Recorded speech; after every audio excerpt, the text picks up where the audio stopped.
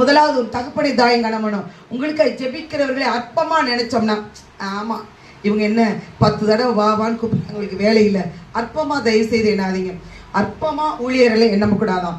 ஏன்னா அப்படி அற்பமா எண்ணும் பொழுது உங்களுக்கு வர வேண்டிய ஆசீர்வாதத்தை பிசாசு எனக்கு நீங்க செய்ய பறிச்சுட்டு போறதை நான் பார்த்தேன்.